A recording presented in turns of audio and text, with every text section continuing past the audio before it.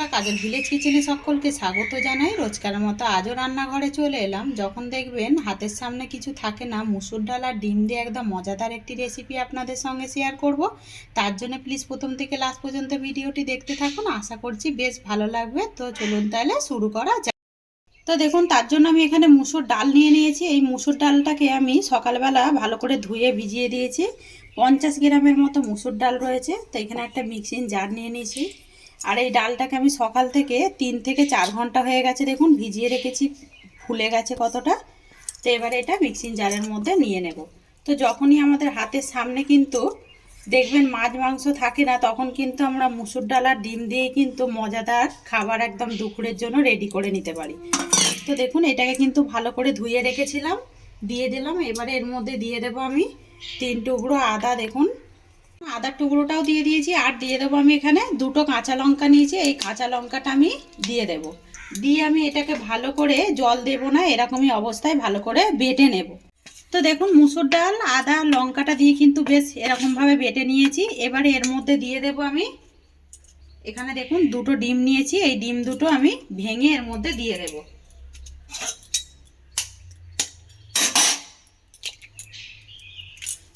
আরও একটা ডিম দিয়ে দেব। আপনারা চাইলে ডাল আর ডিমটা কম বেশি নিতে পারেন, একটা ডিম দিলেও কিন্তু এই রেসিপিটা হয়ে যাবে। তো এবার আমি এখানে দিয়ে দেব বেশ কিছুটা পেঁয়াজকে এইভাবে আমি কুচিয়ে রেখেছিলাম, দিয়ে দিলাম। আর দিয়ে দেব এখানে হলুদের গুঁড়ো, দিয়ে দেব জিরে গুঁড়ো, আর দেব স্বাদ মতো লবণ। এখানে দিয়ে দেব 1 চামচের মতো সর্ষের তেল দিয়ে এবার সমস্ত উপকরণগুলো খুব ভালো করে এইভাবে মিশিয়ে নেব। তো দেখুন দেখতে কতটা সুন্দর লাগছে, দেখুন। তো আমি কাঁচা লঙ্কা দিয়েছি বলে তাই জন্য এখানে আর আমি লঙ্কার গুঁড়ো ব্যবহার করলাম না। আপনারা চাইলে কিন্তু লঙ্কার গুঁড়ো ব্যবহার করতে পারেন। তো মিশ্রণটা একদম রেডি হয়ে গেল। তো দেখুন, একদম ব্যাটারটা কিন্তু ফাটা হয়ে গেছে। অপর দিকে দেখুন, এখানে আমি গ্যাস অন করে একটা তাওয়া গরম হতে বসিয়ে দিয়েছি। তাওয়ার মধ্যে দিয়ে দেব 2 চামচ সর্ষের তেল। তো আমি রান্নাটা সর্ষের তেলেই করব। এবারে সর্ষের তেলটাকে একটু কড়ার চারিদিকে এইভাবে ছিটিয়ে দেবো। তো দেখুন, ছিটিয়েও দিলাম। গ্যাসটাকে একদম আস্তে দিয়ে দেব। দিয়ে যে এই ডিম আর পেঁয়াজ আর মুসুর ডালের যে ব্যাটারটা রেডি করে রেখেছিলাম, এইটা আমি ঠিক দিয়ে দেবো এর মাঝ বরাবর। তো দেখুন, ব্যাটারটাকে দিয়ে দিয়েছি। দিয়ে এবারে চামচের সাহায্যে একটু চারিদিকে এইভাবে ছিটিয়ে দেব। তো দেখুন, ছেটানো হয়ে গেছে। এটাকে আমি ঢাকা দিয়ে দেব।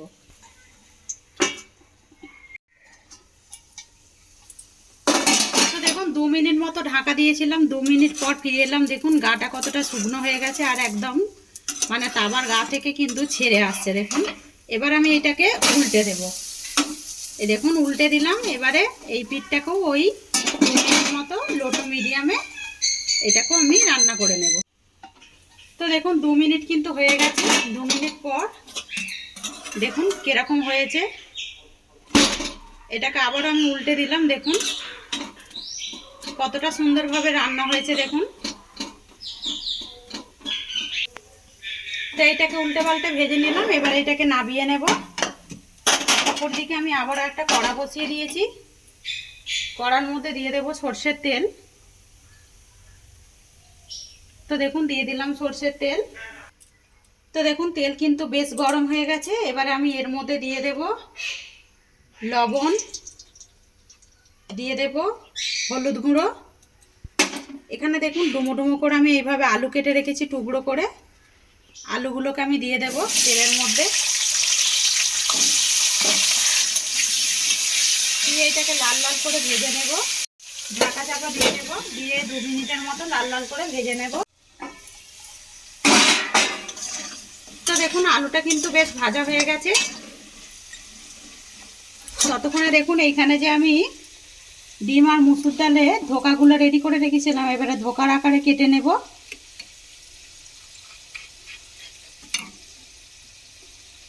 তো দেখুন, আমি এইভাবে কেটে নিচ্ছি। আপনারা যে যার মতো করে কেটে নিতে পারেন।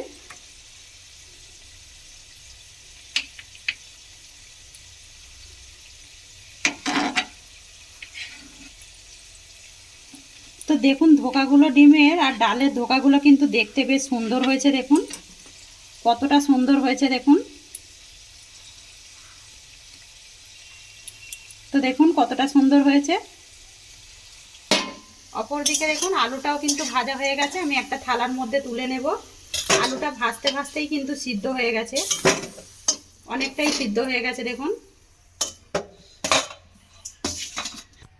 এই তেলের মধ্যে কিছু ফোড়ন দিয়ে দেবো আমি। দেখুন এখানে গোটা জিরে নিয়েছি, দিয়ে দিলাম জিরে ফোড়ন। এবারে এখানে গোটা গরম মশলা নিয়েছি দেখুন, দালচিনি, লবঙ্গ, এলাচ দিয়ে দেব।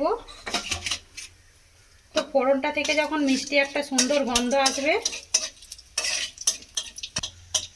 তো দেখুন ফোড়নটা বেশ সুন্দরভাবে ভাজা হয়ে গেছে। দিয়ে দেবো এখানে আমি একটা কুচিয়ে রাখা পেঁয়াজ। তা আমি ধোকার মধ্যে পেঁয়াজ দিয়েছি, আপনারা চাইলে কিন্তু নাও দিতে পারেন। পেঁয়াজটাকে আমি ভালো করে একটু ভেজে নেব। তো দেখুন পেঁয়াজটা কিন্তু ভাজা হয়ে গেছে। এবার আমি এখানে দিয়ে দেব আদা, রসুন আর কাঁচা লঙ্কা বাটা। দেখুন এখানে 1 চামচ দিয়ে দিয়েছি আদা, রসুন আর কাঁচা লঙ্কা। কাঁচা লঙ্কা আমার এখানে 2টো দিয়েছি, আমি বেটে নিয়েছি। আর 5 কোয়া মতো রসুন আছে। দিয়ে এবারে এটা একটু ভালো করে কষিয়ে নেব, যাতে করে কাঁচা গন্ধটা চলে যায়। এই সময় গ্যাসটাকে একটু আস্তে রাখবো। তো দেখুন মশলাটা কিন্তু কষানো হয়ে গেছে। এবার আমি এখানে মিক্সি ধোয়া দেখুন ডাল বাটার জলটা রেখে দিয়েছিলাম, আমি এই জলটা এখানে দিয়ে দেব। দিয়ে এবার এখানে একে একে গুঁড়ো মশলা দিয়ে দেব।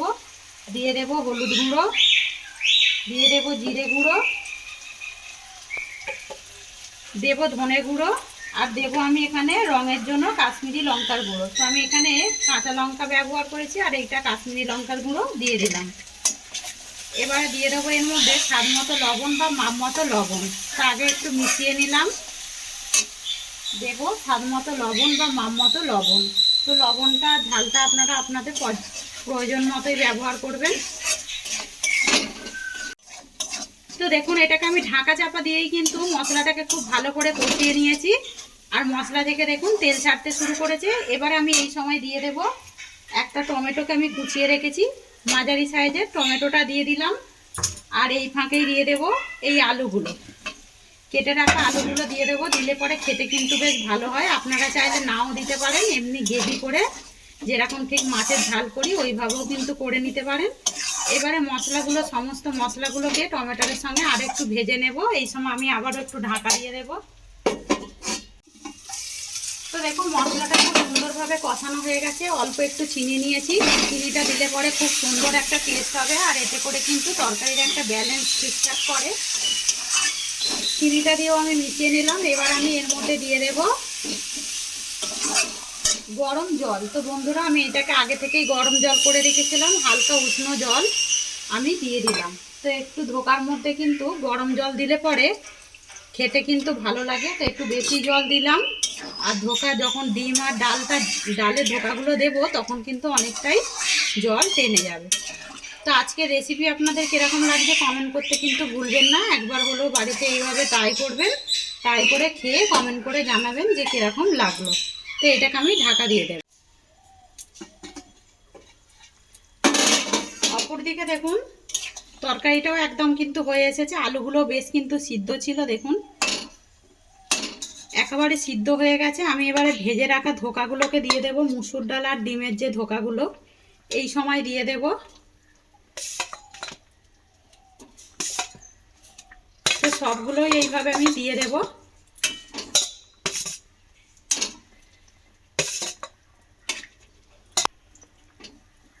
এই সময় আমি দিয়ে দেবো এর মধ্যে গরম মশলা গুঁড়ো। তো দেখুন এখানে গরম মশলা গুঁড়ো নিয়েছি 1/2 চামচের মতো, দিয়ে দিলাম। দিয়ে আমি এবারে এইটাকে খুব ভালোভাবে রান্না করে নেব। আর এই সময় একটু আস্তেভাবে নাড়াচাড়া করবেন। আমি আবারও এটাকে ঢাকা দিয়ে দেব। এবারে কিন্তু অনেকটাই নরম হয়ে যাবে এই গ্রেভির সঙ্গে ফুটে।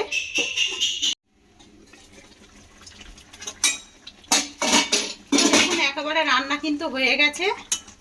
আমি এবারে আলু 2-1টা ঘেঁটে দেবো, এইভাবে পাশ থেকেই ঘেঁটে দেব। দিয়ে হালকা হাতে এইভাবে আমি একটু মিশিয়ে নেব। একেবারে রেডি হয়ে গেছে দেখুন, আর দারুণ সুন্দর কিন্তু একটা গন্ধ ছেড়েছে। তো একবার হলো এইভাবে বাড়িতে ট্রাই করবেন। যদি রেসিপিটি ভালো লেগে থাকে একটা লাইক করে দেবেন, আর বন্ধুদের সঙ্গে শেয়ার করবেন, আর এই ছোট্ট চ্যানেলটিকে সাবস্ক্রাইবার করে নেওয়ার অনুরোধ রইল। তো এবার এইটাকে আমি নামিয়ে নেব। বন্ধুরা একেবারে তরকারিটি নামিয়ে নিলাম। তো কতটা সুন্দর হয়েছে আর কতটা রং হয়েছে দেখুন। একবার হলো এইভাবে বাড়িতে ট্রাই করে খেয়ে কমেন্ট করে জানাবেন। আর যদি রেসিপিটি ভালো লেগে থাকে একটা লাইক করে দেবেন, আর আমার এরকম নিত্য নতুন রান্নার জন্য পাশে থাকা বেল আইকনটি প্রেস করবেন। সবাই ভালো থাকবেন, সুস্থ থাকবেন, ধন্যবাদ। আবারও কিন্তু নতুন ভিডিও নিয়ে ফিরে আসবো।